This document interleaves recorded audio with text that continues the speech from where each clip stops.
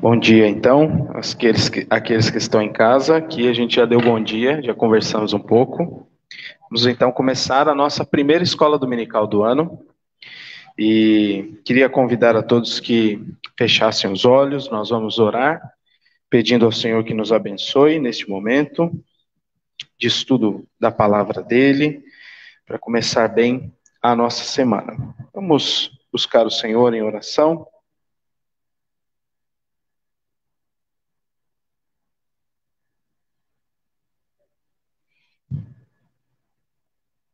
Vamos orar. Deus eterno, nós te louvamos e te agradecemos por este novo dia, por este novo ano. As tuas misericórdias têm acompanhado o teu povo, ó Deus, sido renovadas sobre nós e nós te agradecemos. Nós também cremos, ó Deus, que o mundo tem sido alvo das tuas misericórdias, porque as pessoas continuam a viver, mesmo nessa desolação que existe. Mas o teu povo, ó Deus, reconhece o teu favor imerecido, a tua graça constante, a tua bondade, e é isso que nós queremos fazer agora. Reconhecer, ó Deus, as tuas bênçãos sobre a nossa vida, reconhecendo, ó Pai, também que isto só vem das tuas mãos, tudo que nós temos, tudo que nós somos, vem das tuas bondosas mãos. E nós te louvamos por isso, ó Deus. Também te louvamos pela tua misericórdia que nos assiste em nossas fraquezas, em nossos pecados. E o Senhor, ó Deus, é longânimo, nos perdoando de todas as nossas falhas e nos dando condição, ó Deus, de viver em novidade de vida diante de ti, de forma agradável ao Senhor. São muitos os motivos que temos para agradecer. Temos um novo ano pela frente, também te pedimos que o Senhor nos conduza. E como o salmista disse, nós também possamos dizer sobre a tua companhia constante ao nosso lugar, ao nosso lado, sempre dizendo que a tua bondade e a tua misericórdia certamente nos seguirão todos os dias da nossa vida. Obrigado a Deus por mais esta escola dominical e por mais esta rica oportunidade de estudar a tua palavra. Em nome de Jesus nós oramos, agradecidos. Amém. Nós vamos cantar um hino, um cântico, faz um tempinho que a gente não canta, eu botei a letra aí, vamos tentar lembrar desse cântico.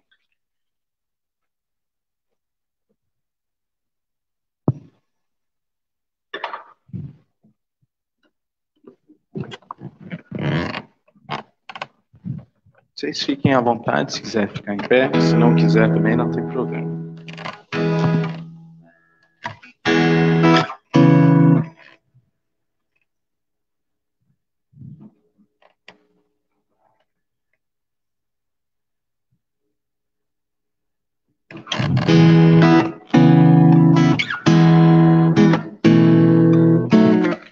Onde me mandares ir eu sigo, tudo que o Senhor disser repito, já não vivo eu, sou inteiramente teu, se não for do teu querer eu nego, cada plano em tuas mãos entrego, já não vivo eu, sou inteiramente teu e nada vai me afastar.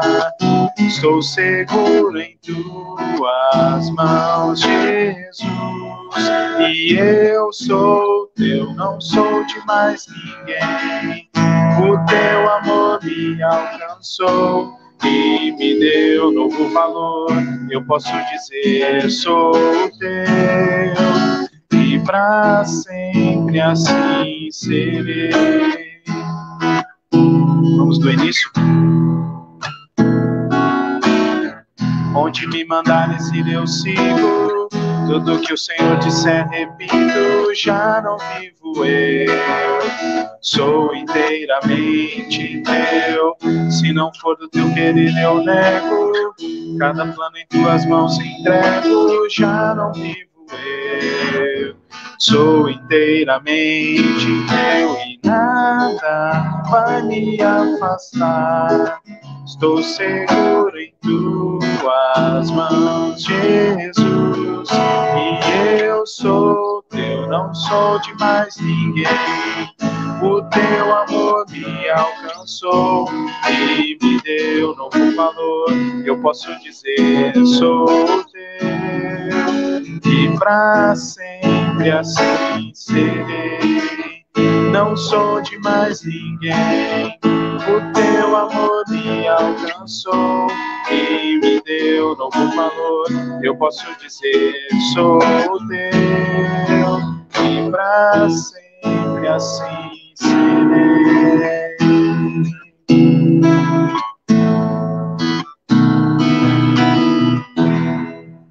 Amém. Vamos abrir as nossas Bíblias em Mateus, capítulo 6. Evangelho segundo Mateus, capítulo de número 6. E nós vamos ler do verso 25 até o verso 34.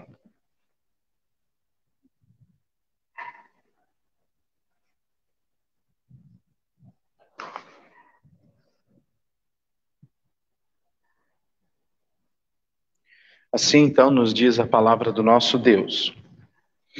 Por isso vos digo, não andeis ansiosos pela vossa vida, quanto ao que haveis de comer ou beber, nem pelo vosso corpo, quanto ao que haveis de vestir. Não é a vida mais do que o alimento, e o corpo mais do que as vestes? Observai as aves do céu. Não semeiam, não colhem, nem ajuntam em celeiros. Contudo, vosso Pai Celeste a sustenta.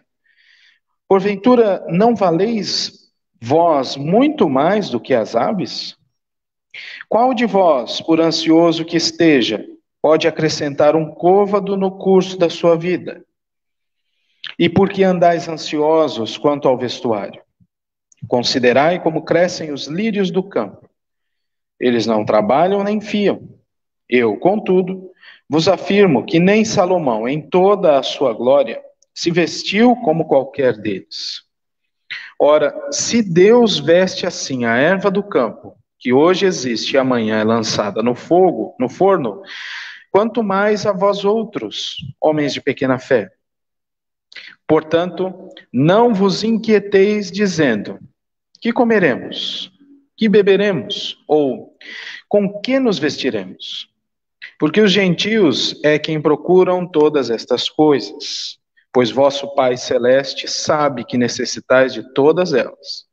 Buscai, pois, em primeiro lugar o reino de Deus e a sua justiça, e todas estas coisas vos serão acrescentadas. Portanto, não vos inquieteis com o dia de amanhã, pois o amanhã trará os seus cuidados. Basta ao dia o seu próprio mal. Nós estamos começando um novo ano e é praxe também, nesses primeiros dias, nós falarmos sobre as prioridades da nossa vida durante este novo ano. Você já deve ter feito um balanço daquilo que não saiu como você gostaria e já deve ter feito, esboçado um planejamento para o ano. E é assustador, né? Por exemplo, eu estava dando uma olhada no calendário das datas comemorativas da nossa igreja.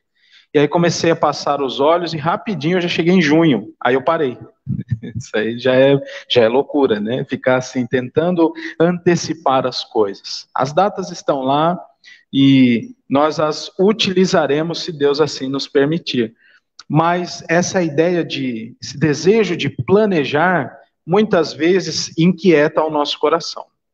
Planejar não é errado, não é pecado, pelo contrário, é necessário ser prudente neste sentido e fazer planos. E além disso, colocar estes planos diante da vontade, diante do trono de Deus, pedindo que Ele direcione esses planos segundo a vontade dele. Provérbios 16, a gente até comentou sobre esse texto aqui antes de começarmos a nossa aula na escola dominical. É necessário fazer planos, mas estes planos não podem tirar a nossa paz. E é neste sentido que o Senhor Jesus nos ensina a não nos inquietar com o dia de amanhã. E nós temos vários planos para a nossa igreja, para a nossa vida em particular, para a nossa família, mas ainda assim nós temos que ter a certeza de que Deus é quem dará a resposta certa. Mas além de tudo isso, há uma prioridade máxima, antes de qualquer outra coisa, que é buscar ao Senhor em primeiro lugar. Tendo a certeza da promessa que o Senhor Jesus nos faz. As outras coisas serão acrescentadas, porque o nosso Deus sabe que nós precisamos delas. Não é algo fora da lógica desejar coisas, como comida, bebida, como vestuário. Não é fora da lógica. Isso é necessidade nossa. O que nós não podemos é cair no erro de colocar estas coisas na prioridade máxima e viver por elas. O Senhor Jesus nos ensina a viver para a glória de Deus, buscando-o em primeiro lugar. E nos dá a promessa, versículo 33. Todas estas coisas vos serão acrescentadas. É nesta certeza, então, meus queridos, que a gente deve conduzir o nosso ano. Faça seus planejamentos. Abra lá a agenda, separe as datas de aniversário da família, as datas importantes. Separe ali 16 de maio, que é o domingo que nós planejamos fazer a organização da nossa igreja. Vai separando essas datas, tem alguns feriados, vai fazendo isso.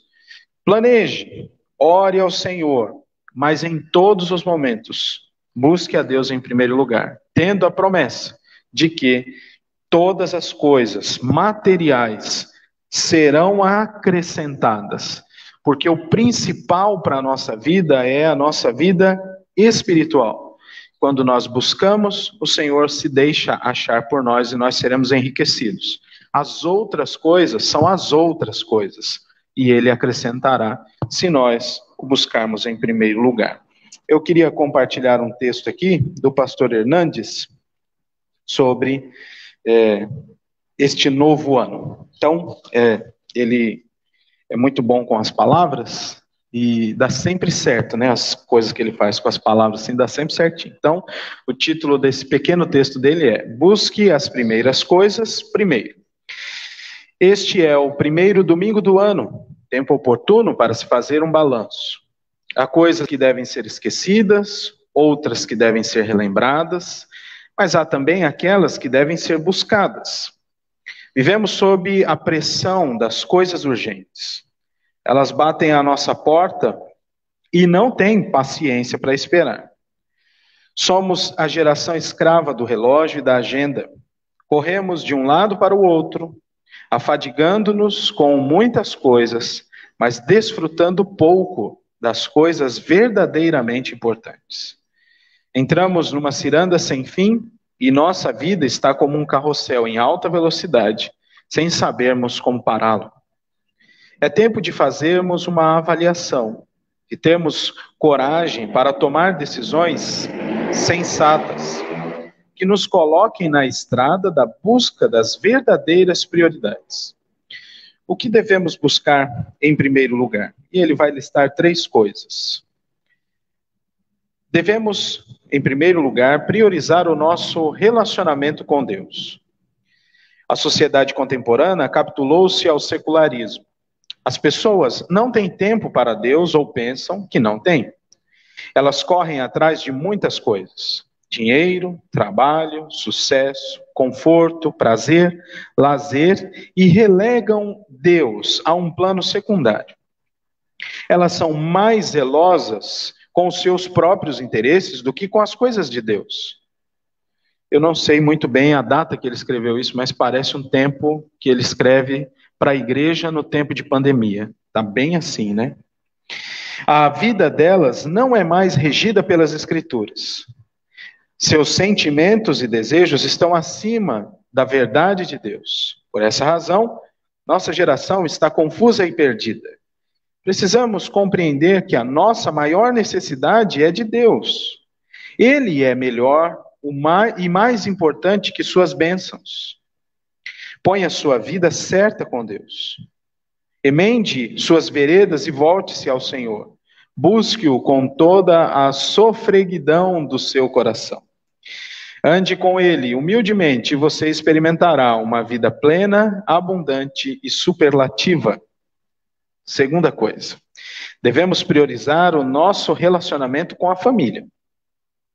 A família é o mais rico patrimônio que Deus nos deu. Precisamos investir na família o melhor daquilo que Deus tem nos dado. Nenhum sucesso compensa o fracasso da família. Não podemos amar as coisas e usar as pessoas da nossa própria casa. Não podemos construir os nossos sonhos e arrebentar com a nossa família. Não podemos ser mais amáveis com os de fora do que com os da nossa própria casa. Quem não cuida dos seus é pior do que o incrédulo. O marido deve ser devotado à esposa. A esposa precisa ser uma fonte de alegria para o marido. Os pais precisam orientar os filhos com sabedoria e amor, e os filhos precisam obedecer aos pais com reverência. Nenhum outro interesse terreno pode se interpor entre nós e nossa família. Ela é o maior bem que possuímos. Nossa família precisa estar no altar de Deus, vivendo segundo a vontade de Deus, para a glória de Deus. Ela deve ser uma igreja viva a serviço do Deus vivo. E por último, devemos priorizar o nosso relacionamento com a igreja. A igreja não é um clube de serviço, onde pagamos nossa mensalidade e a frequentamos quando não temos algo mais interessante para fazer. A igreja é o rebanho de Deus, o corpo de Cristo, a coluna e baluarte da verdade. Precisamos estar envolvidos e comprometidos em sustentar a igreja com a nossa presença, com o nosso testemunho, com as nossas orações e com os nossos dízimos e ofertas. Essa ideia de sustento da igreja são parte daqueles votos, parte daqueles votos que nós fazemos na nossa profissão de fé, lembra-se disso? Devemos desenvolver somos o corpo de Cristo em ação. Devemos desenvolver nossos dons para a edificação da igreja e buscar aqueles por quem Cristo deu a sua vida. Então, a ideia de serviço dentro e fora da igreja. Dentro com dons e talentos, fora na evangelização. Na igreja há um ministério para cada membro, pois todos são úteis e necessários. Priorize sua igreja, ame-a, participe assídua e pontualmente de suas atividades e trabalhe para o seu crescimento espiritual. Busque as primeiras coisas primeiro. Texto do pastor Hernandes Dias Lopes, que sirva também para a nossa reflexão. Que Deus nos abençoe. Esse texto foi extraído lá do próprio site dele, você pode procurar este e outros mais. Vamos cantar um cântico só para reafirmar a ideia aqui. Vamos cantar Buscai primeiro o reino de Deus.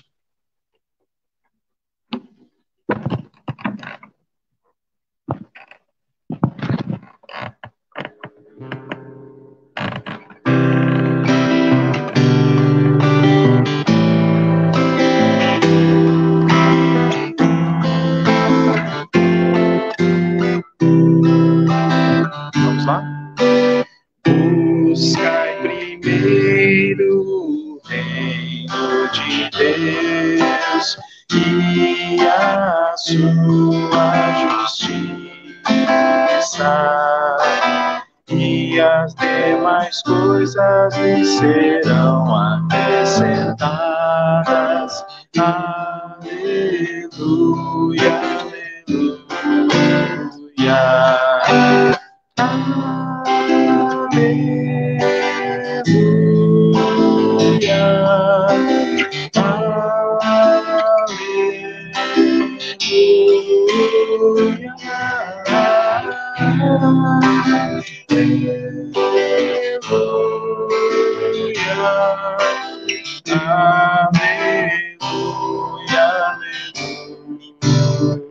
Vamos direto às outras duas, né? Não só de pão o homem viverá, mas de toda palavra que procede da boca de Deus. Aleluia, aleluia. A última. Pedi, pedi, dar-se-vos-á, buscai e achareis, batei, batei, e abri-se-vos-á. Aleluia, aleluia. Amém. Vamos orar ou pedir a Cris que nos dirija nessa oração, por favor.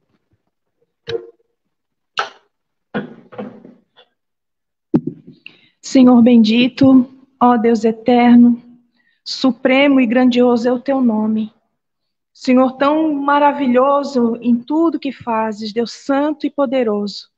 Podemos, ó Deus, nesse dia de sol tão maravilhoso, vir à tua casa e louvar e engrandecer o teu nome, e receber a porção, Pai, diária da tua palavra, e assim sermos alimentados e fortalecidos, ó Deus, na fé. Obrigada, meu Deus, por tantas bênçãos derramadas, pela tua presença constante, Senhor, pelas tuas misericórdias, meu Deus, que se renovam a cada manhã. Ó Deus, indignos, imperfeitos, mas o Senhor tão grandioso em amor e graça. Dá-nos mais fervor, Pai. Dá-nos mais amor, mais apego a Ti. Mais, ó Deus, dedicação no estudo da Tua palavra. Ó Deus, louvado seja o Teu nome, meu Pai. Te louvamos nesse dia, Pai. E que seja assim todos os dias desse ano, Pai, na Tua presença. Fá-nos, ó Deus, mais fervorosos, Senhor. Mais amados do Senhor, que tenhamos mais compaixão, Pai, pelas almas perdidas, por aqueles que carecem, ó Deus, da Tua presença, da Tua graça. Deus, nós te louvamos de todo o coração, porque fomos alcançados por Ti. Então que tenhamos, ó Deus, essa prioridade em buscar primeiro o Teu reino. De, ó Deus, termos como algo mais valioso e precioso, nosso tesouro na nossa vida. Obrigada, Jesus. Obrigada, Jesus, por tudo. Abençoa-nos nessa manhã. Fala aos nossos corações. Abençoa, Pai, o pastor Felipe. Que tudo que ele fale venha do teu coração para as nossas vidas, Pai. Instrua-nos, ó Deus, para que possamos a cada dia sermos transformados, ó Deus, pela tua palavra, pela tua presença constante. Que sejamos mais cheios, ó Deus, do teu Espírito. Ó Deus, louvado seja o teu nome. Nós te louvamos e te agradecemos por tudo. Em nome de Jesus. Amém. Amém. Irmãos, nós vamos, então, passar a nossa aula. Nós não temos nenhum aviso. Vamos apenas fazer referência de novo do aniversário do nosso irmão Marcos, na segunda passada, no dia 28. Deus continue a abençoá-lo. Se eu esquecer de algum aviso, vocês digam aí e me mandem aqui também. Vai estar aqui o telefone, pode colocar aí se nós esquecemos também de algum aniversário. Nós vamos então hoje terminar a nossa sequência aqui de estudos no livro do Apocalipse. Passou rápido e deu tempo da gente começar isso em casa e terminar aqui, né? A gente começou, não tínhamos ainda a escola dominical de forma presencial, e agora nós estamos aqui, graças a Deus. Então, eu vou pedir a vocês que abram as Bíblias, lá em Apocalipse, capítulo 22.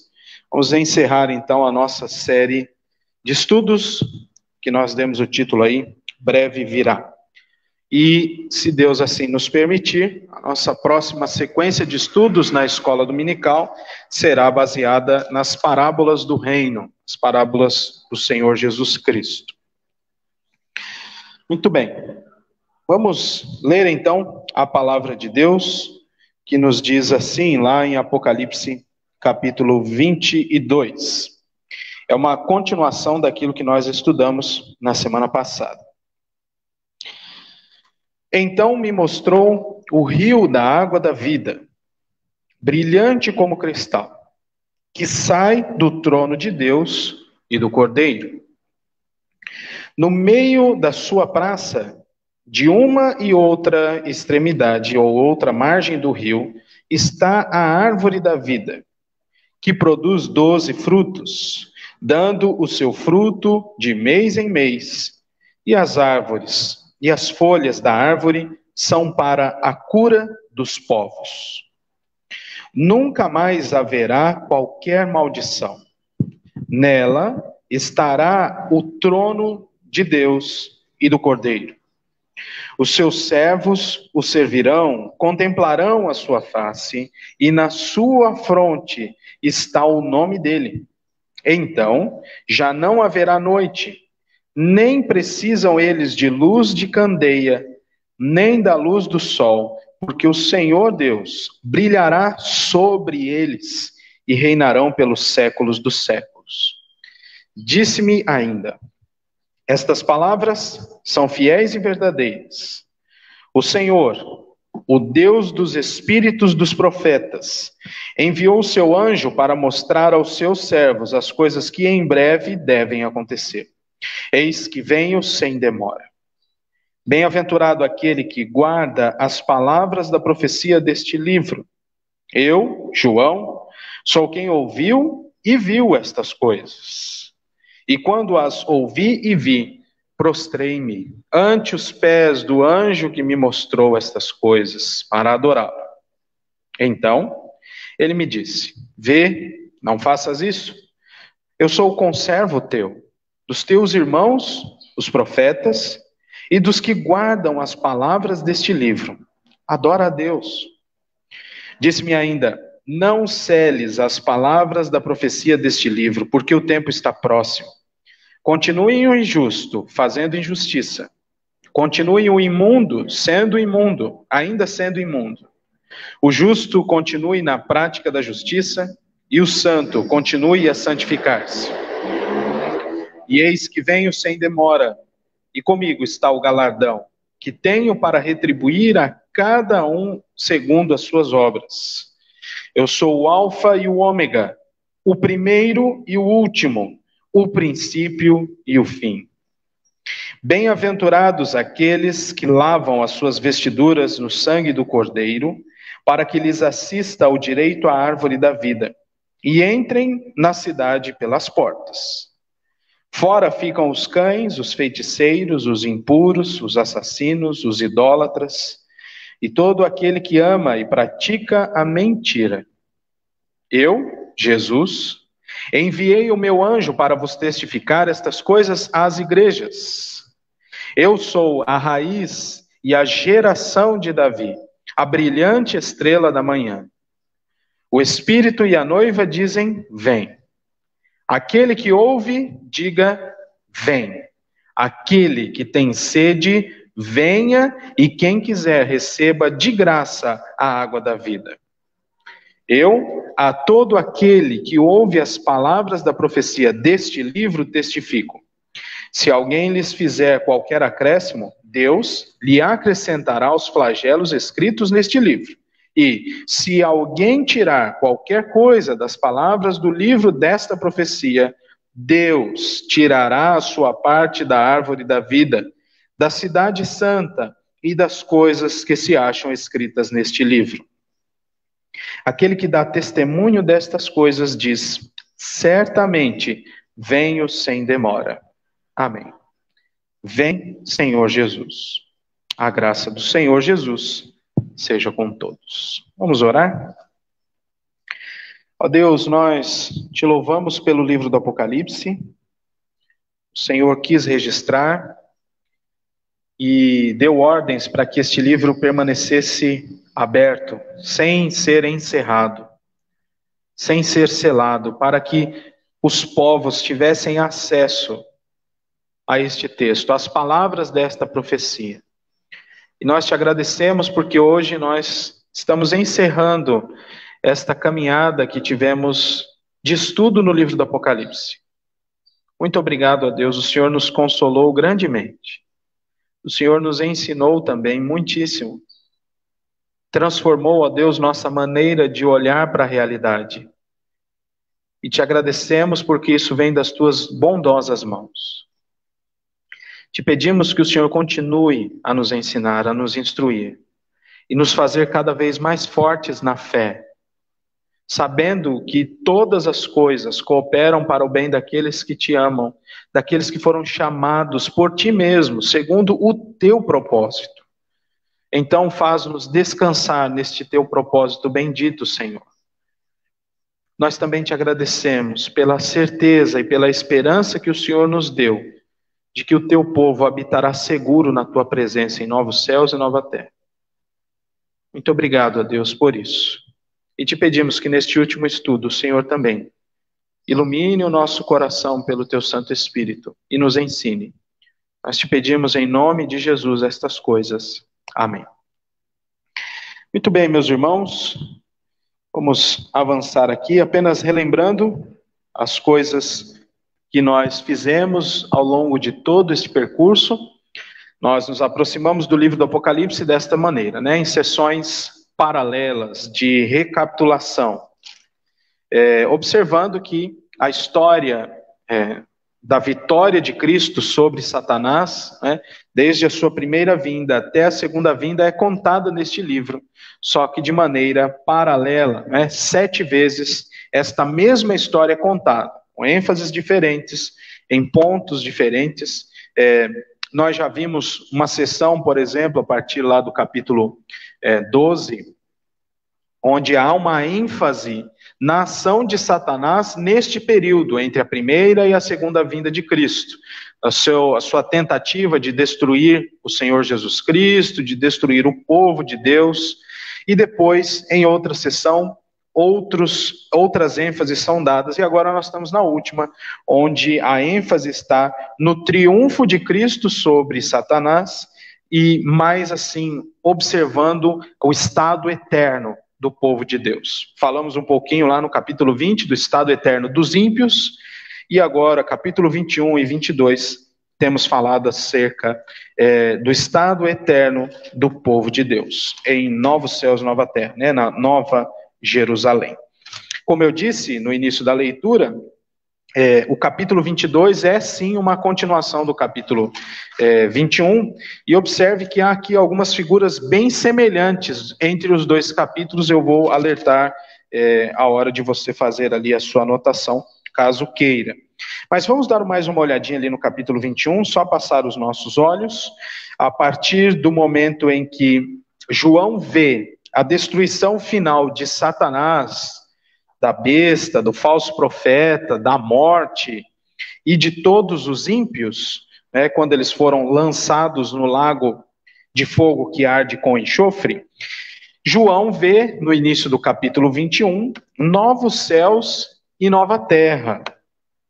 A nova Jerusalém que descia do céu, pronta para se encontrar com seu esposo, não precisava de nenhum outro preparo. Essa é a ilustração. Tanto o quanto a noiva estavam prontos para se encontrar nessas bodas, Como era o processo de casamento lá no tempo de Jesus. A gente se lembra disso quando estudamos as bodas de Caná da Galileia. Todo aquele processo, as bodas eram o último dos estágios deste casamento, a grande celebração. E nesta grande celebração do povo de Deus, há esta expressão maravilhosa da visão de João sobre este dia, no verso 3 do capítulo 21. Eis o tabernáculo de Deus com os homens, Deus habitará com eles. Eles serão povos de Deus, e Deus mesmo estará com eles. E lhes enxugará dos olhos toda a lágrima. Depois, a partir do verso 9, João vê um dos 7 anjos vindo e mostrando para ele a cidade, a nova Jerusalém. Tinha, verso 12, uma grande e alta muralha com 12 portas, e os nomes inscritos ali nessas portas eram os nomes das 12 tribos de Israel. Mas também vê que nesta muralha, no versículo 14, a muralha da cidade tinha 12 fundamentos, e estavam sobre estes os 12 nomes dos 12 apóstolos do Cordeiro. demonstrando aquilo que a gente viu, por exemplo, lá no capítulo 7, sobre os 144 mil. Né? O povo de Deus é composto por pessoas das 12 tribos e por pessoas que foram edificadas sobre, né, o trabalho dos 12 discípulos do Senhor Jesus Cristo. E aí nós nos lembramos das palavras do próprio Cristo, né, dizendo que ele ia edificar a igreja dele sobre os apóstolos e profetas do Novo Testamento, que não são como os profetas do Antigo Testamento, são extensões do trabalho dos apóstolos. Isso fica um pouquinho mais claro agora no capítulo 22. Bom, é vista esta grande cidade, a cidade é medida, nós vimos o tamanho dela, e eu gostaria de chamar a atenção agora para o versículo 23 do capítulo 21, porque ele tem um paralelo no capítulo 22. A cidade não precisa nem do sol nem da lua para lhe darem claridade, pois a glória de Deus a iluminou e o Cordeiro é a sua lâmpada. Agora dá uma olhadinha no versículo 5 do capítulo 22. Então já não haverá noite, nem precisam eles da luz de candeia, nem da luz do sol, porque o Senhor Deus brilhará sobre eles e reinarão pelos séculos dos séculos. Então tem esse paralelo, a presença de Cristo é a própria iluminação do seu povo. Versículo 27 do capítulo 21, o mal não estará neste lugar e nem conseguirá entrar neste lugar. Logo no início do capítulo 21, a gente vê que não haverá espaço para essas pessoas, ou para os portadores destes pecados que não foram cobertos pelo sangue de Cristo, né? O povo que não é chamado por Deus, eu disse isso na última aula. E além disso, não há condições do mal entrar neste lugar. Aqui, meus irmãos, há um pouco de paralelo, nesta virada do 21 para o 22, a gente tem um pouco de paralelo com o Jardim do Éden, com o início de todas as coisas, né? Onde tudo foi feito, criado por Deus, tudo muito bom, mas o pecado entrou neste lugar e tirou os homens de lá, né? Adão e Eva, né? Tirou o homem e a sua esposa de lá, e depois Deus ainda colocou anjos por guarda do caminho para que eles não voltassem para lá. Né? Agora é o inverso. Agora, nada de mal vai entrar neste lugar e haverá também livre acesso à árvore da vida. Isso é bem interessante, a gente vai vendo isso ao longo do capítulo 22, que começa com esta continuação da ideia. Né?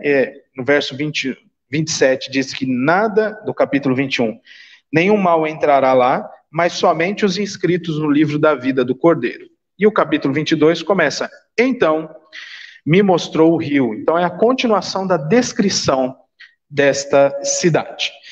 O autor da revista vai então caminhar, você já deve ter lido, na ideia de enquanto isso, enquanto Cristo não volta, o que a igreja precisa fazer, né? Enquanto esta visão de João não se executa no tempo, isto é, enquanto nós não vamos participar disso, não podemos participar disso, porque o Senhor Jesus ainda não voltou, o que é que nós fazemos? E fica a dica aqui, porque à noite eu vou trabalhar um pouco disso também.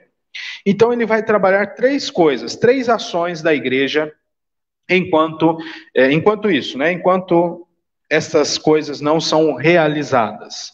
A primeira delas é que nós devemos, então, guardar a palavra de Deus. E aí, como está posto, eu vou ler. A maneira como o Senhor Jesus constrói a profecia de sua volta, põe a palavra de Deus, põe a palavra revelada no centro de todo o anseio e bem-aventurança dos crentes. Então, essa é a ideia.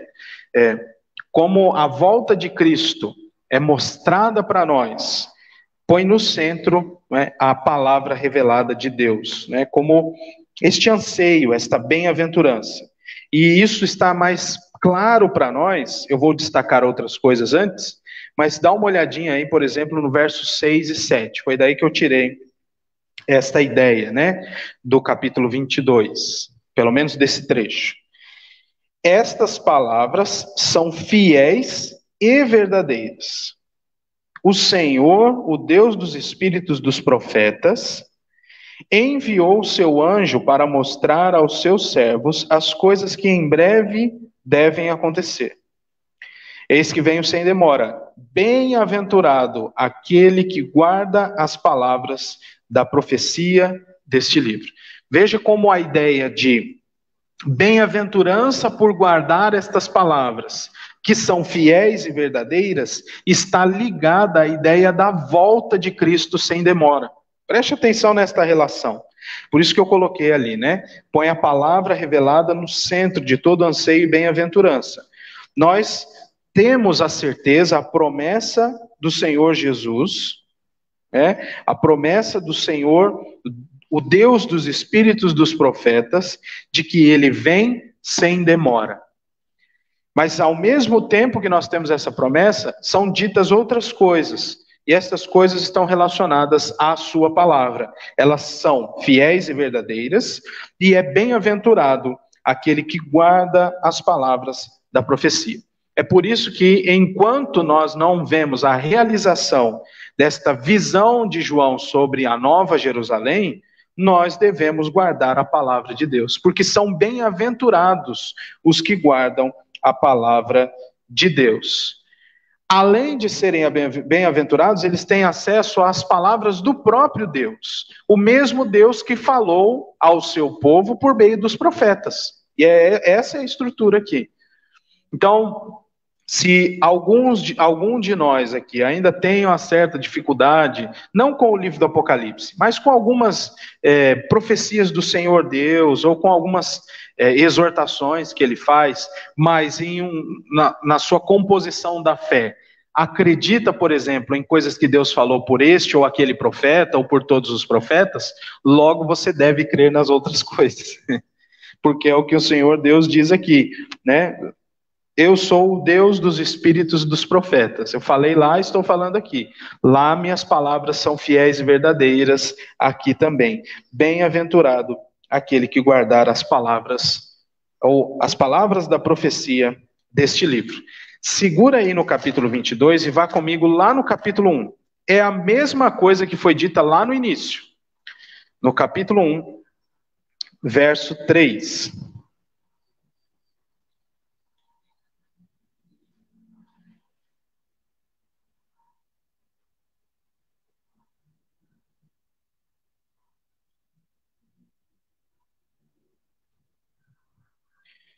Verso 3. Bem-aventurados aqueles que leem e aqueles que ouvem as palavras da profecia e guardam as coisas nelas escritas, pois o tempo está próximo.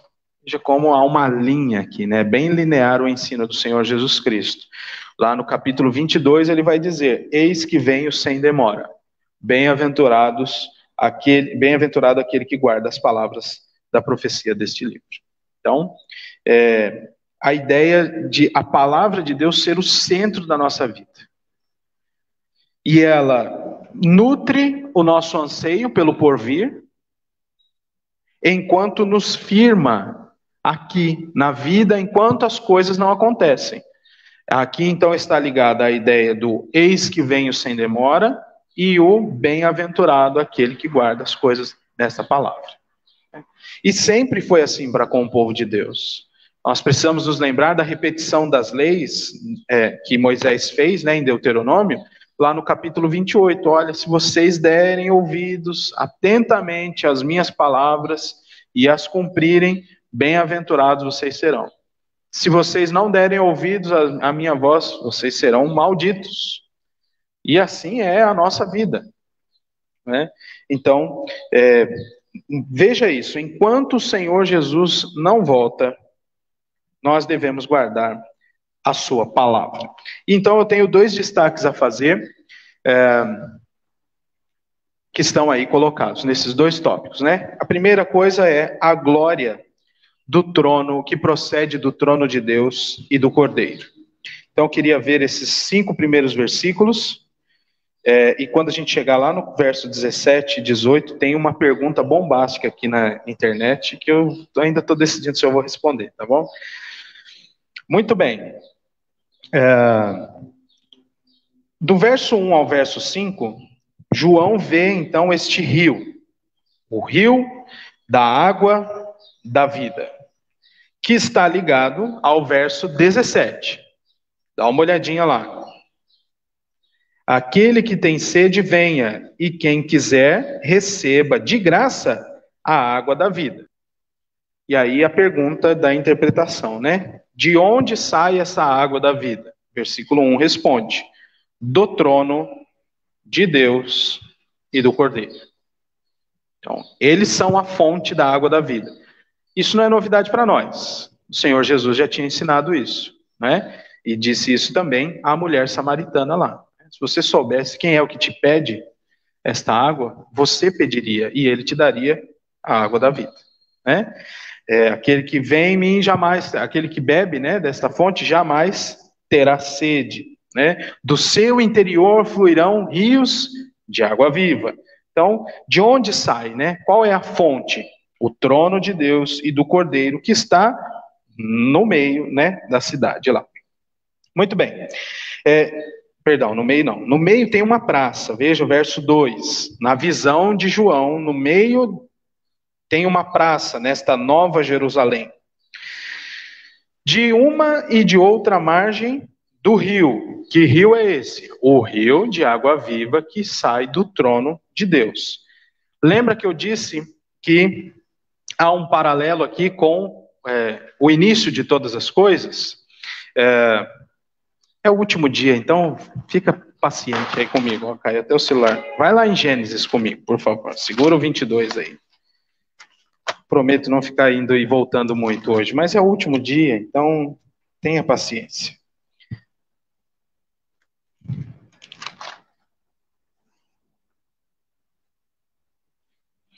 Capítulo 2 de Gênesis. Verso 10. É só um paralelo, tá bom? Você não dizer que o pastor está criando doutrina nova. Não, fica tranquilo, não estou. É um paralelo apenas. Faz lembrar. Essa é a ideia.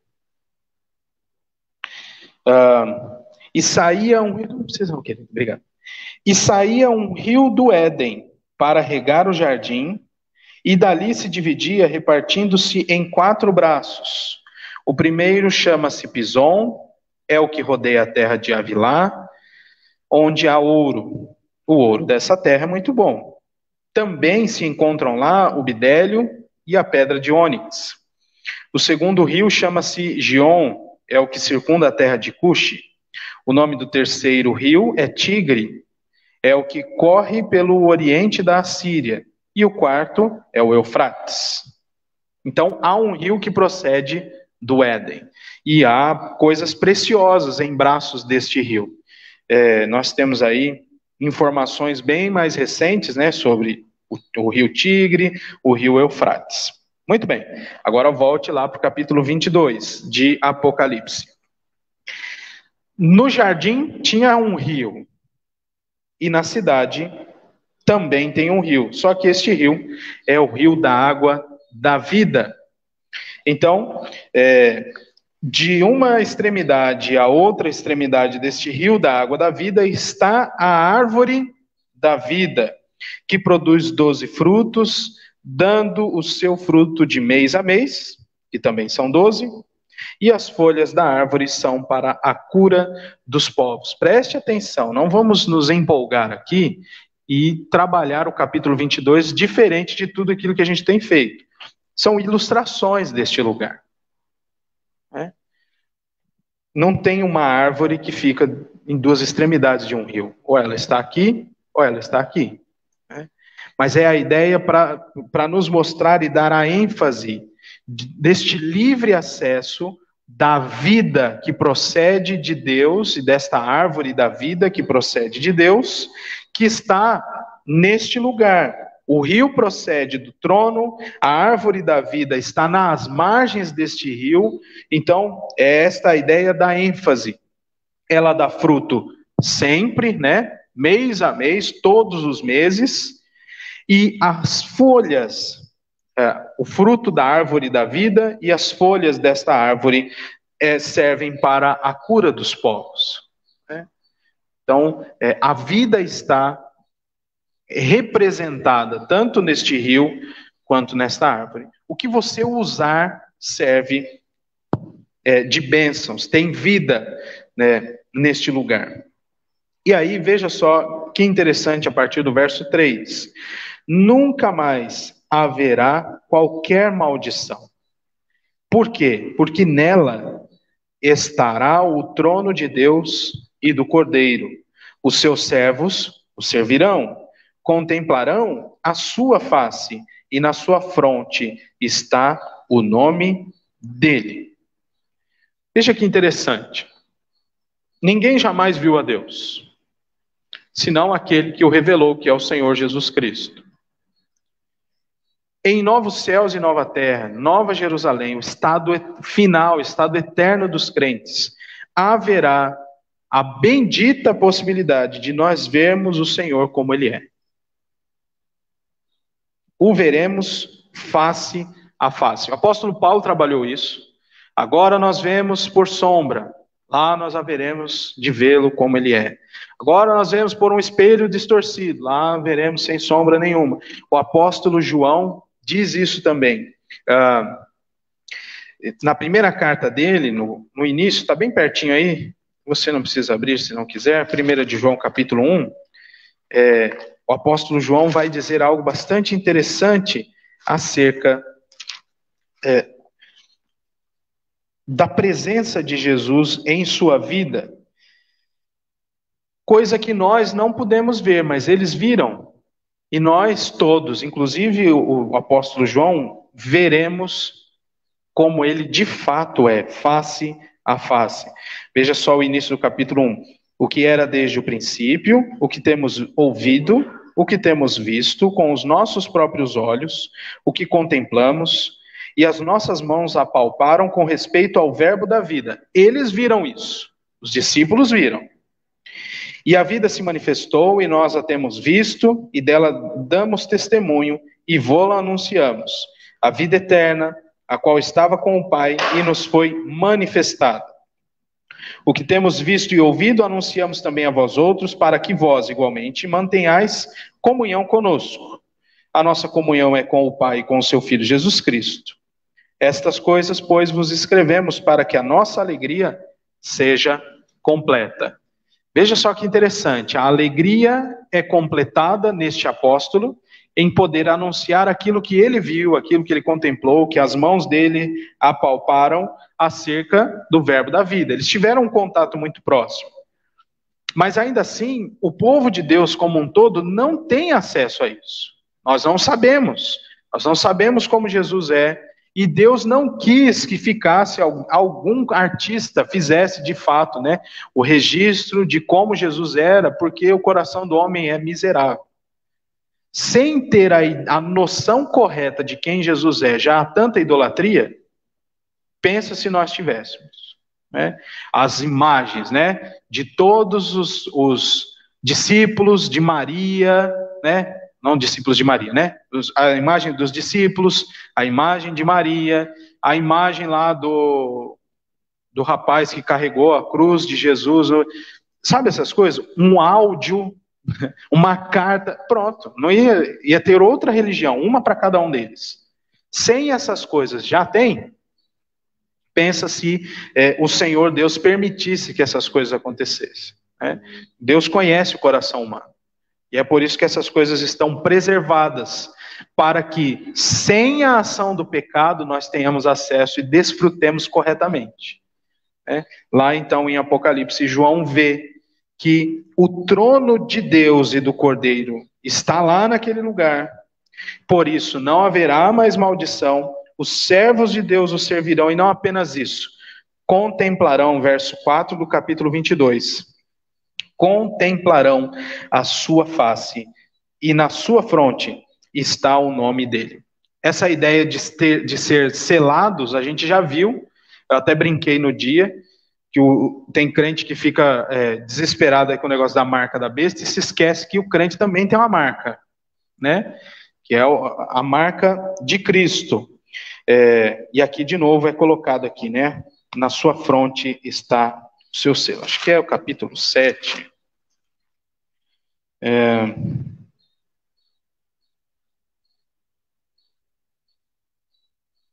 É o capítulo 7, verso 3. Há uma ordem lá para os anjos: não danifiqueis nem a terra, nem o mar, nem as árvores, até selarmos na fronte os servos do nosso Deus. Então, mais uma vez aqui, veja como há um organismo, né? Há um todo orgânico, melhor dizendo, no livro do Apocalipse. Ainda que nós tenhamos nos aproximado dele com estas sessões paralelas, ele tem um todo, né? E nós estamos vendo isso. Já vimos no capítulo 1, vimos agora no capítulo 7 e tantas outras referências. E nós vamos fazer várias referências no próximo ponto. Então, a primeira coisa é que nós devemos guardar a palavra de Deus, e eu faço esse destaque desta glória, né, que procede do trono de Deus e do Cordeiro. Então, versículo 5, já não haverá noite, nem precisam eles de luz de candeia, lembrando ali do paralelo do capítulo 21, né? A glória de Deus ilumina a cidade e o Cordeiro é a sua lâmpada. Lembrem-se de que eu disse isso na semana passada, né? A luz de Deus, ela é vista por intermédio do seu Filho, né? Sempre foi assim e continuará sendo, né, no estado eterno. A glória de Deus ilumina a cidade, mas o Cordeiro é a lâmpada, né, por onde esta luz irradia. E no capítulo 22, a mesma coisa, porque o Senhor Deus brilhará sobre eles e reinarão pelos séculos dos séculos. É o estado final. E enquanto isso não acontece, nós devemos guardar a palavra de Deus, tendo a promessa de ser bem-aventurados quando o fizermos, lembrando sempre que o Senhor Jesus vem sem demora. E um outro destaque rápido está aí no verso 6, onde nós lemos que as palavras de Deus, ou as palavras de Cristo por intermédio do seu anjo a João e de João às igrejas, né, são fiéis e verdadeiras. O Senhor, o Deus dos espíritos dos profetas, enviou o seu anjo para mostrar aos seus servos as coisas que em breve devem acontecer. Então, guardemos esta palavra. Ela é fiel e verdadeira.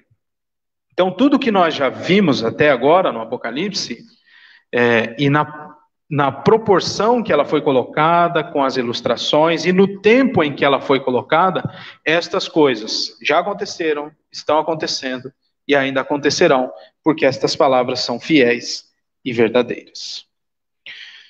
Muito bem. Segunda coisa, enquanto o Senhor Jesus não volta e estas coisas não se realizam, além de guardar a sua palavra, nós devemos nos guardar da idolatria. E antes de avançar aqui, vamos apenas mudar a página da nossa Bíblia aí para a 1 de João novamente. Primeira carta de João, e depois a gente fica só ali no Apocalipse. Capítulo 5, versículo 21.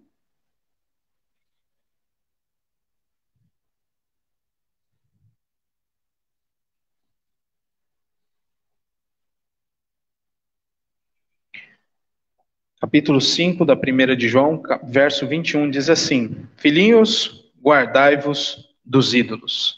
Depois de fazer todo um arrazoado, de dizer dos anticristos que há no mundo e ainda a certeza do aparecimento do anticristo, a fé que vence o mundo, a necessidade de nós amarmos uns aos outros, de saber que pelo Espírito Santo nós temos poder de vencer o maligno, que nós recebemos um grande amor concedido pelo Pai, ao ponto de sermos chamados seus filhos, lá no capítulo 3.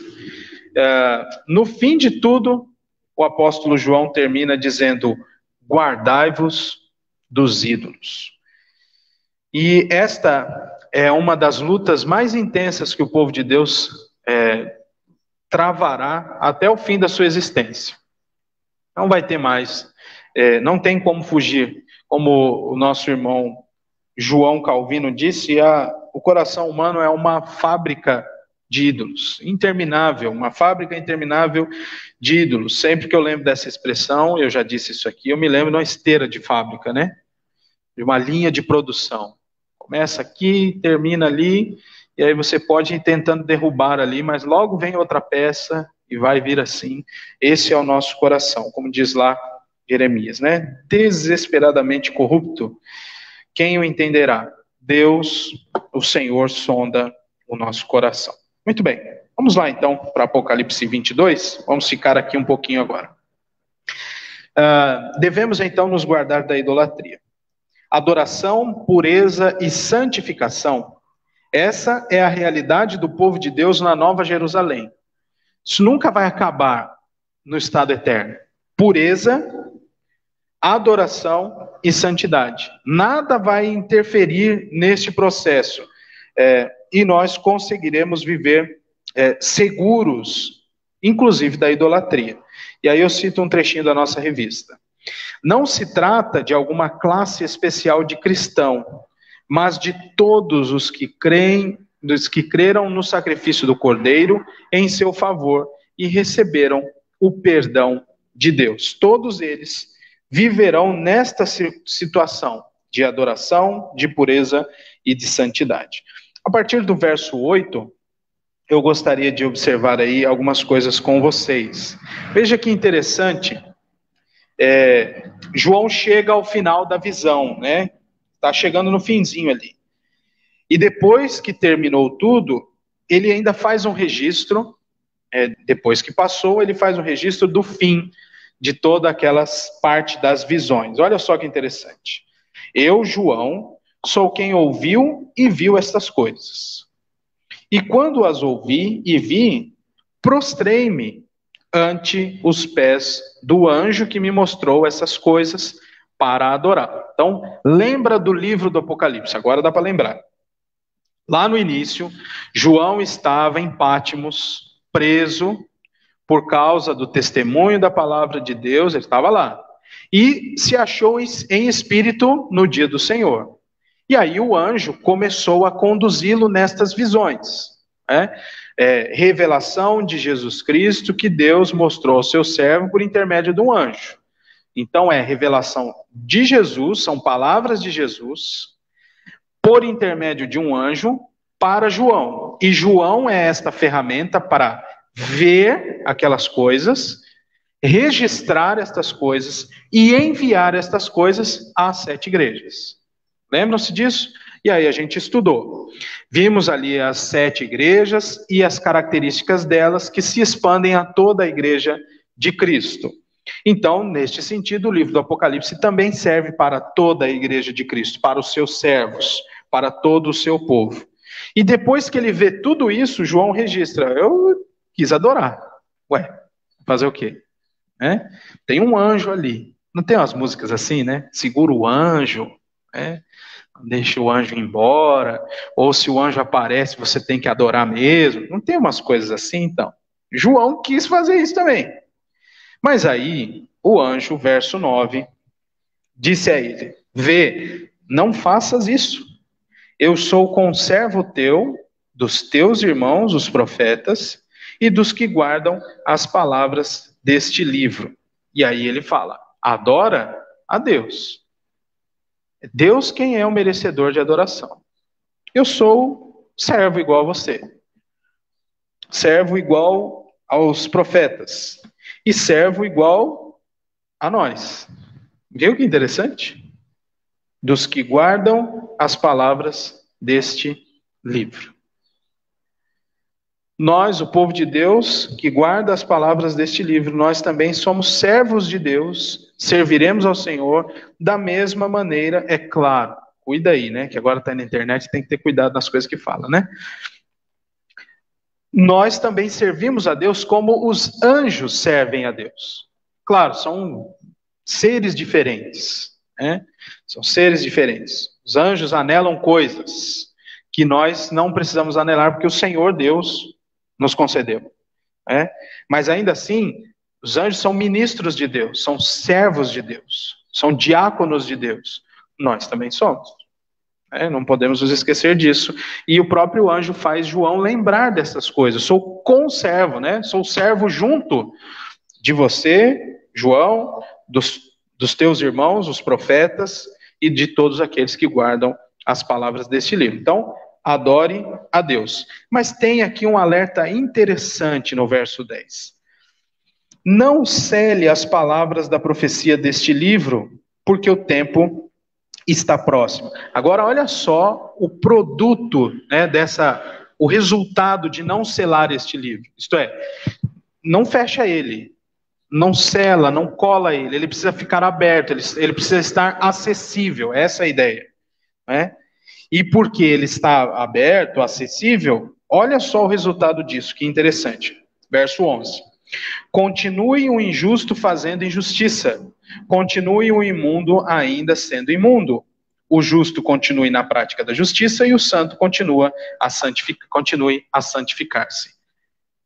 A palavra de Deus, nós aprendemos isso com o Senhor Jesus Cristo, requer de todo ser humano resposta. Quem crê não é julgado. Quem crê na palavra foi salvo por Deus em Cristo Jesus, e o Espírito Santo lhe dá entendimento. E a palavra frutifica nesta pessoa. Quem não crê já está julgado, e a ferramenta de julgamento é a própria palavra de Deus. E o Senhor Jesus Cristo diz isso a Nicodemos, lá no capítulo 3 de João, né? Quem não crê já está julgado, porquanto não creu naquele que foi enviado, né? No Filho de Deus, na palavra de Deus. Então, a palavra, ela precisa ser anunciada. Ela deve continuar sendo anunciada, porque ela causa este resultado: santificação e justiça para o povo de Deus, injustiça e imundície para os ímpios. Porque ao não dar ouvidos à palavra de Deus, eles continuam naquelas práticas que a palavra de Deus condena, que são abomináveis diante dos olhos de Deus. E rejeitam um novo caminhar, as veredas da justiça. Lembre-se, por exemplo, do Salmo 1, não é? Bem-aventurado o homem que não anda no conselho dos ímpios, não se detém no caminho dos pecadores, nem se assenta na roda dos escarnecedores. O seu prazer está na lei de Deus, e nela medita de dia e de noite. O finzinho do Salmo vai dizer, olha, o Senhor conhece os caminhos. O caminho do ímpio perecerá. Então, isso está presente na Bíblia toda. Essa é a realidade do universo. Então, se alguém ainda acha que um crente verdadeiro não deve evangelizar, está totalmente enganado. A nossa tarefa não é converter pessoas. A nossa tarefa é anunciar a palavra de Deus. E a palavra de Deus seguirá vitoriosa, causando esse resultado aqui. Justiça e santificação para o povo de Deus.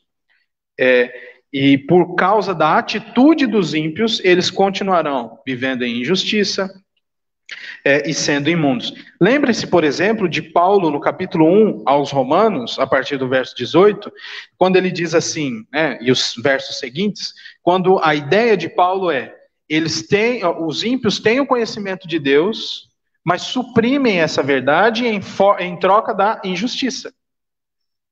Eles trocaram a verdade de Deus em mentira, eles quiseram ser sábios, mas tornaram-se loucos, nulos em seus próprios raciocínios, e Deus os entregou a paixões infames, a disposição mental reprovável, a concupiscência, né? Esse é o resultado de rejeitar a palavra de Deus. E o anjo diz, não cesse, né? Não cele este livro. E aí, a promessa é repetida, verso 12. Eis que venho sem demora, e comigo está o galardão, que tenho para retribuir a cada um segundo as suas obras. Meus irmãos, Há muita especulação sobre galardões, muita. Eu me lembro de uma pregação quando eu era pequeno, isso nunca saiu da minha cabeça, que o pregador quis ilustrar com caixas de presente. E aí toda vez eu lembro que a minha caixa de presente vai ser desse tamanhozinho assim, né? Ele falava, ele dava ênfase, tinha irmãos que a caixa de presente gigante. E aí você? Aí vinha a hora do apelo, né? Pois é, apelo na igreja presbiteriana. Isso aí fica no passado. E eu sempre me lembro disso. Mas, assim, fora das especulações, vamos nos lembrar do que o próprio Deus diz sobre isso. Ele retribuirá a cada um segundo as suas obras. Ponto. Pastor, mas eu vou ver. Não, fica tranquilo. Lembra que o mal não pode existir neste lugar? Então nós não vamos ter inveja. Essa é a primeira coisa. Nós não vamos nos sentir assim depressivos, autocomiserados. Ah, eu fui mesmo um mau crente. Olha lá aquele irmão. Ou você vai olhar para o seu presente e vai falar assim, ah, não merecia isso. Não, esse tipo de sentimento não existirá lá. Porque isso é fruto do pecado no nosso coração. E no nosso estado eterno não haverá pecado. Então fica tranquilo. Você não vai nem olhar se a mansão do outro é maior que o seu puxadinho. Fica tranquilo. Sabe essas relações que a gente ouve direto? Não. O Senhor retribuirá segundo as obras. E nós estaremos satisfeitos, porque nós estaremos diante de Deus e do Cordeiro. Acabou. Não haverá espaço para os pecados que hoje nós nutrimos em nosso coração. Verso 13, eu sou o alfa e o ômega, para dizer a mesma coisa, princípio e fim, usando aí 3 paralelos, né? E o verso 14, mais uma bem-aventurança. Bem-aventurados aqueles que lavam as suas vestiduras no sangue do Cordeiro, para que lhes assista o direito à árvore da vida e entrem na cidade pelas portas. Eu acho esse verso fantástico. Se você se lembra do paralelo com o jardim. Porque no jardim, Adão e Eva pecaram, tentaram se esconder, tentaram se cobrir, e Deus disse, não é assim. E deu vestes para eles, né? Eles cozeram folhas lá e Deus falou assim, não. Deu pele de animal para eles se cobrirem, e tirou eles do jardim. E colocou anjos com a espada lá reluzente, a reluzir, para eles não voltarem pelo caminho. Agora é o fim de todas as coisas. As vestes agora estão alvejadas pelo sangue do Cordeiro. E agora essas pessoas têm livre acesso à árvore da vida, entrando pelas portas. Não há mais nenhum impeditivo. Que grande bênção. De fato, eu acho esse paralelo assim especial demais. O que foi no Éden, todos as decorrências miseráveis com a entrada do pecado, e como no nosso estado final, no nosso estado eterno do povo de Deus, não haverá nem sombras disso. Haverá a consumação final de toda a redenção do povo de Deus. Lá no Éden, vestes que eles tentaram fazer e foram trocadas por Deus porque elas estavam inadequadas.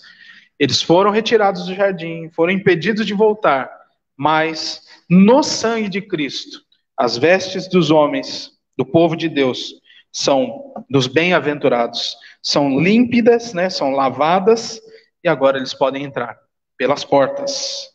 Fora ficam os cães, os feiticeiros, os impuros, os assassinos, os idólatras e todo aquele que ama e pratica a mentira. De novo, aquilo que eu disse na semana passada.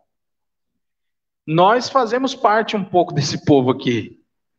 Mas por que então o povo de Deus pode entrar em novos céus e nova terra? Pode ter acesso à árvore da vida? Porque eles são uma categoria diferente? É isso que o pastor Alceu está dizendo aqui. São categoria diferente? Não são. Só tem condição de ser assim, de entrar neste lugar, porque as suas vestes estão alvejadas pelo sangue do Cordeiro. Só porque creram em Cristo. E os outros continuam no estado em que sempre estiveram. E estes aqui, eles foram transportados das trevas para o reino do Filho do amor de Deus. E aí você conecta toda a história bíblica aqui. No finzinho aí, né, já caminhando para o fim do capítulo, nós chegamos até o verso 17, né? Jesus diz: eu enviei o meu anjo para vos testificar estas coisas às igrejas. Eu sou a raiz e a geração de Davi, a brilhante estrela da manhã. São títulos também dados lá no Antigo Testamento. Por exemplo, geração de Davi, né, raiz de Davi. Vocês que têm aí a Bíblia com as referências cruzadas, dá uma olhadinha depois em casa, em Isaías capítulo 11. E aí chegamos ao versículo 17. O Espírito e a noiva dizem, vem. Aquele que ouve, diga, vem. Aquele que tem sede, venha. E quem quiser, receba de graça a água da vida. E aí tem uma pergunta aqui. Eu vou começar a lidar com ela. E vamos passando para o fim. A pergunta é da Tânia. Eu vou colocar, ela é grande, eu vou colocar lá na internet. Aqui não tem como colocar, eu vou ler. Tá bom? Ela pede para explicar a expressão do verso 17. Quem quiser, receba de graça a água da vida. E aí a pergunta dela. Isso se choca com a doutrina da eleição? A ideia de quem quiser vai lá e faz e pega. E no verso 19. Deus tirará a sua parte da árvore da vida. Então, aí ela fala, se ele vai tirar, a pessoa então fazia parte desses privilégios e agora não tem mais, ela já teve até acesso a esse lugar, mas agora não está mais. São essas duas perguntas. Deixa eu tirar aqui e começar com o verso 17. Nós precisamos nos lembrar de uma coisa. A expressão do verso 17, como o anjo se direciona, né, como a João, né, como Cristo se direciona por intermédio do anjo a João e João às igrejas, esta ideia do verso 17, todo este período, desde o verso 8, ele é um comentário final de João, depois das visões.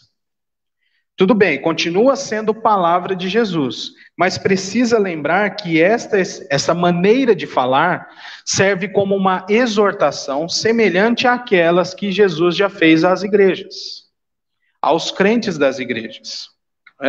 Então veja que isso está ligado ao verso 16.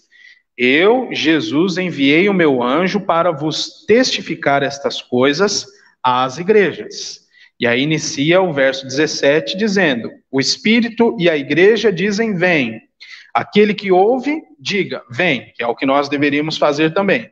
Aquele que tem sede, venha, e quem quiser, receba de graça a água da vida. Respondo então dizendo, tem a ver com a doutrina da eleição? Diretamente não.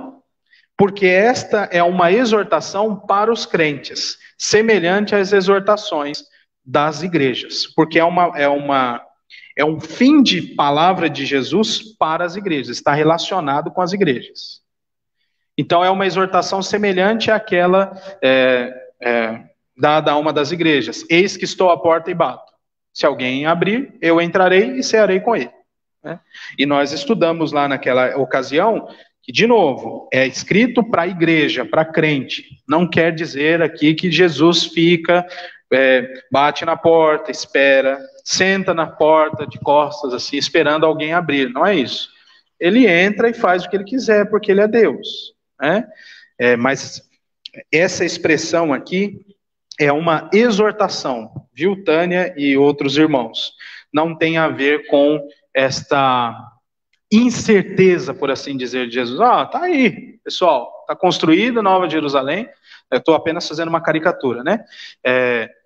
Construída a Nova Jerusalém, está medida, está tudo direitinho e tal, a água está aí, né? Não é bem assim. Então, lembrem-se sempre, não tem a ver com a eleição diretamente. Indiretamente tem? Sim, porque é dito apenas aos eleitos isso aqui. Preciso lembrar disso. É uma exortação a igreja semelhante, às igrejas semelhante às outras que foram nas 7 cartas. Espero ter respondido. Muito bem. Só antes de passar para a próxima parte aqui, você vê esses textos destacados aí, verso 3 do capítulo 1, verso 13 do capítulo 14, todos eles contêm a mesma expressão do verso 7 do nosso texto de hoje, do capítulo 22, bem-aventurado. Então são 7 bem-aventuranças ao longo do livro todo do Apocalipse, tá bom? Então você vai ter aí agora anotado, vai ter depois no vídeo que a gente coloca, e vocês deem uma olhadinha lá. Avancemos então para a gente ver a segunda parte da pergunta que a Tânia fez e a nossa última parte da aula, que vai dar tempo. Fica tranquilo, viu, Dona Rose? Vai dar tempo. Dona Rose que ficava olhando para mim às vezes, né? Quando o tempo já estava acabando. Vai dar tempo. Muito bem. A partir do verso 18 é a conclusão do livro. De novo, desde o verso 8 do capítulo 22, são comentários posteriores de João, depois que acabou a visão. Lembra lá. Ele terminou de ver tudo, ele quis adorar o anjo.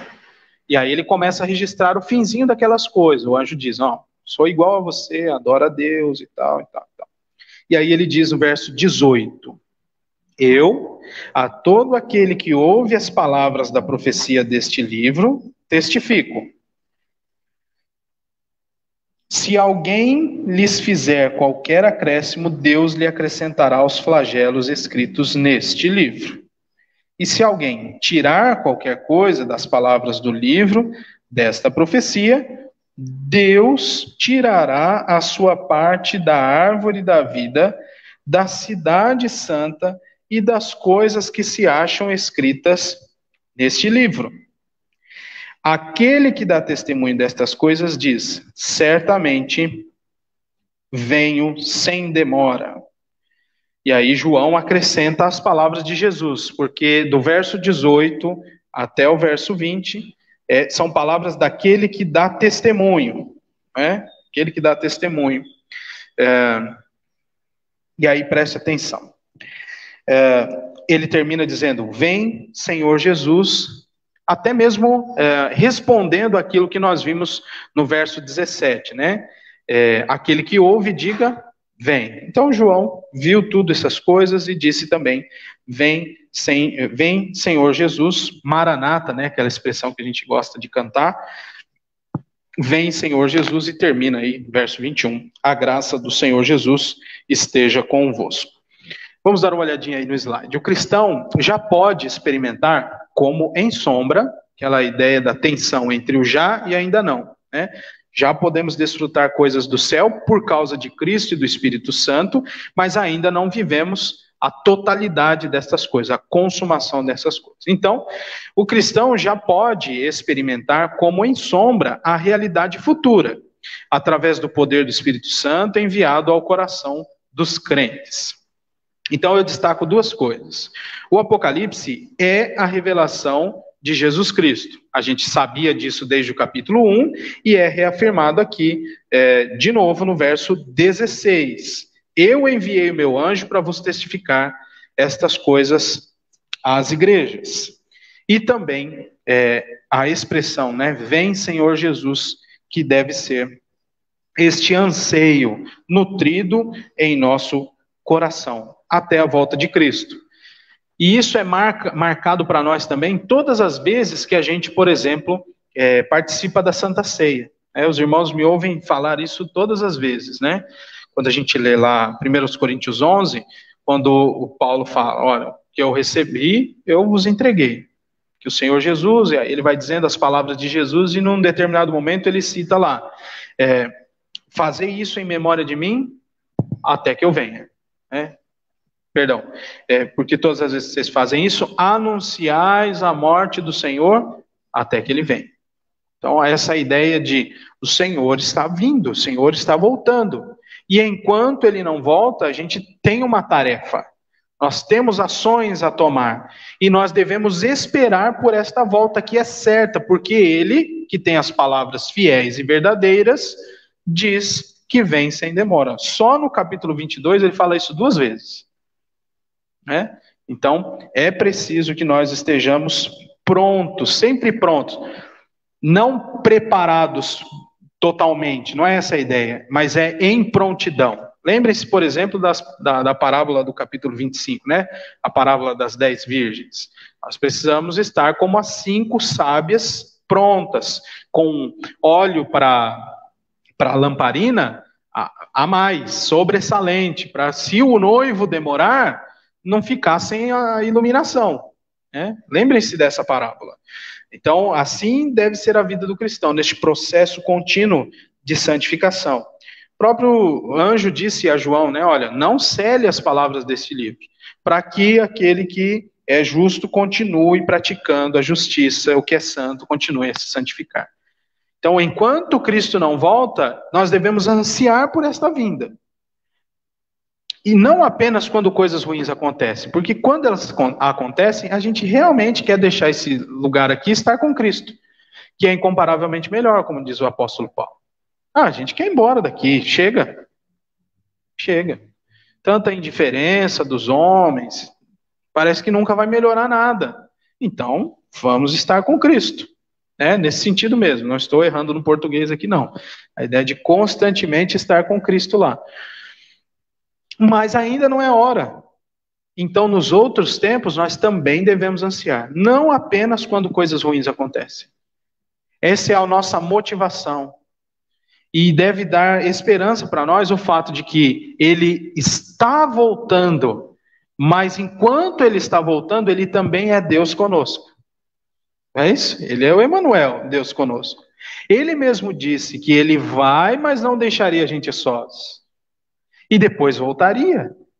Então, estas certezas precisam estar no nosso coração constantemente, não apenas quando coisas ruins acontecem. Quando coisas boas acontecem, nós devemos nos alegrar, nós devemos dar glórias ao Senhor, nós devemos adorar ao Senhor, mas não também nos acomodar nas coisas aqui desta terra.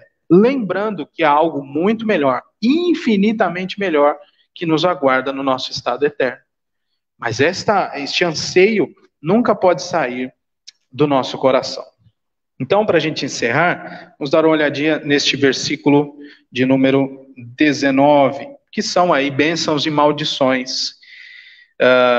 Ou, melhor dizendo, maldições para aqueles que mexerem nas palavras da profecia deste livro. E daí também é um grande desafio mexer com o livro do Apocalipse, né? Se alguém lhes fizer qualquer acréscimo, Deus acrescentará os flagelos escritos no livro. Se alguém tirar qualquer coisa das palavras do livro desta profecia, Deus tirará a sua parte da árvore da vida, da cidade santa e das coisas que se acham escritas neste livro. Muito bem, aqui a linguagem é a mesma. Ih, o pastor está fugindo. Não estou. A linguagem é a mesma. Lembra, é um trabalho final do livro, é uma exortação final. Aqui a linguagem é de exortação para os crentes e não para os ímpios, porque eles vão mudar a palavra. Já é esperado. Eles vão fazer isso. E continuam fazendo. Né? De maneira mais artística, entre aspas, né? Usando a arte, usando a música, usando qualquer outras coisas. Os ímpios não se agradam da palavra de Deus e vão mudar, ou vão acrescentar, ou vão reduzir. Esta também é uma das marcas de uma pessoa que não é crente, ainda que esteja vestido de terno atrás do púlpito. Lembrem-se disso também. A falta de temor pela palavra de Deus, em acrescentar coisas, em montar campanhas, por exemplo, de semanas, por causa de um versículo ou coisa que a própria Bíblia não diz. Versículos que alguns crentes citam que não estão na Bíblia. Ditados populares que as pessoas colocam na Bíblia e não está. Isso é uma característica de alguém que precisa ser redimido. Precisa ler mais a Bíblia, precisa desejar conhecer mais a Escritura e não confiar apenas nos homens. De novo, não tem a ver aqui com a pessoa que desfrutou e Deus vai tirar de lá. né? Mas tem aqui este teor, essa ideia de exortação para as pessoas da igreja que já estão ouvindo todas as outras exortações, e é sim uma promessa: olha, se alguém tiver aqui, vai ficar claro que não é dos nossos, né? Porque a quem fizer isso, receberá os flagelos. Lembrem-se, eu vou embasar essa resposta nos próprios flagelos. A gente estudou aqui e viu que os flagelos recaem sobre os ímpios, sobre aqueles que têm sobre si o sinal, a marca da besta, que adoram a besta, que seguem o falso profeta. Lembram-se disso? Mas que o povo de Deus, que tem em si o selo do Senhor, a marca do Senhor, por assim dizer, sobre eles os flagelos não recairão, né? Então, é uma exortação. E ficará claro, se alguém que até que esteja dentro da igreja caia nisso, ficará claro que ele nem era do povo de Deus. Ficará claro estas coisas. Porque também, além de tudo, é uma desobediência para com o próprio Cristo. E eu encerro lendo aqui capítulo 5 de Mateus. Abra lá comigo a sua Bíblia.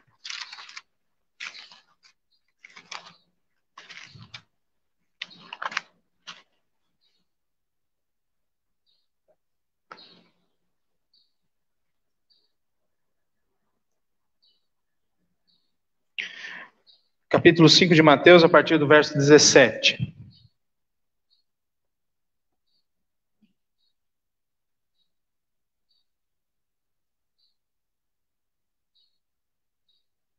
Diz assim: não penseis que vim revogar a lei ou os profetas.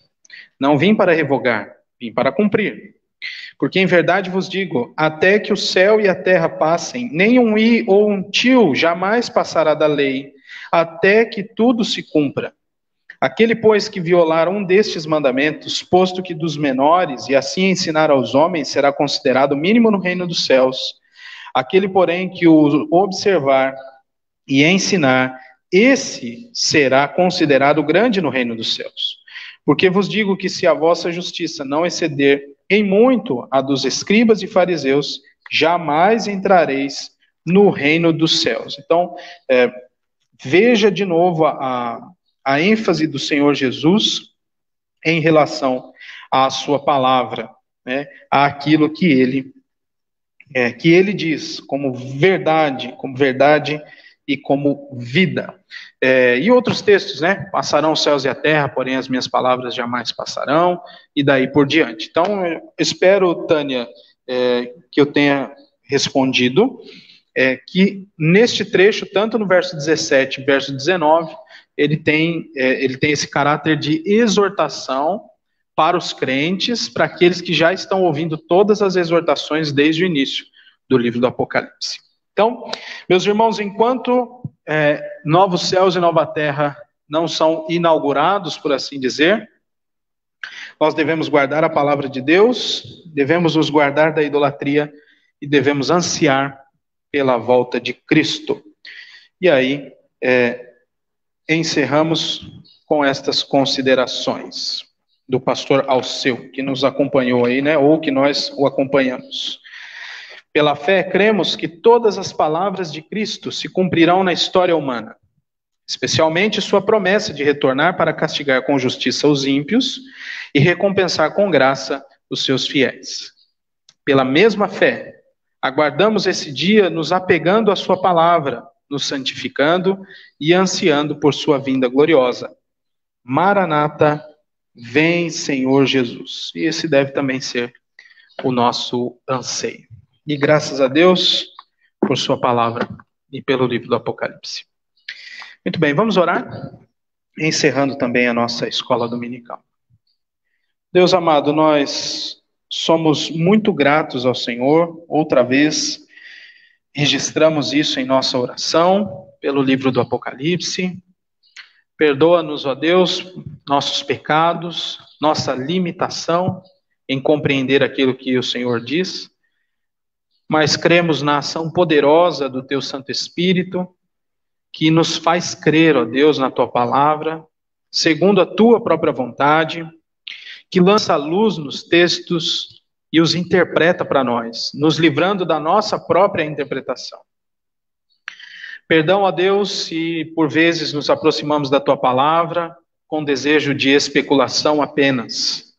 Faz-nos mais fiéis a ti, no sentido de procurar a tua palavra, crendo que ela é fiel e verdadeira e que nós somos bem-aventurados quando aguardamos.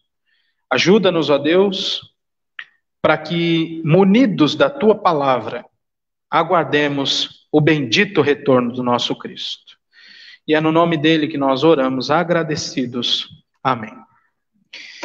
Muito bem, irmãos, chegamos ao final, então, da nossa escola dominical e da nossa caminhada aqui no livro do Apocalipse. Se Deus quiser, nossa próxima série será nas parábolas do reino, nas parábolas de Jesus. A todos os irmãos que estão aqui, e aqueles também que nos desejaram na internet, feliz ano novo, viu? Deixa eu colocar aqui na internet. Tem gente aí ainda? Tem. Vamos lá. Pessoas que deram bom dia. A Leila dá um feliz ano novo. Deseja que nós sejamos encontrados fiéis pelo nosso Senhor, o amado das nossas almas. A Clarice dá um feliz ano novo aqui também. Quem mais? Mais comentário. Hoje o povo se animou, ó. Muito bem. A Milena deseja feliz ano novo. E o Denis também. Muito bem. Feliz ano novo para todos os irmãos. Feliz 2021. E que Deus nos abençoe. Viu? À noite, às 18 horas, estaremos aqui para cultuar ao Senhor. Que Deus nos abençoe. Até mais.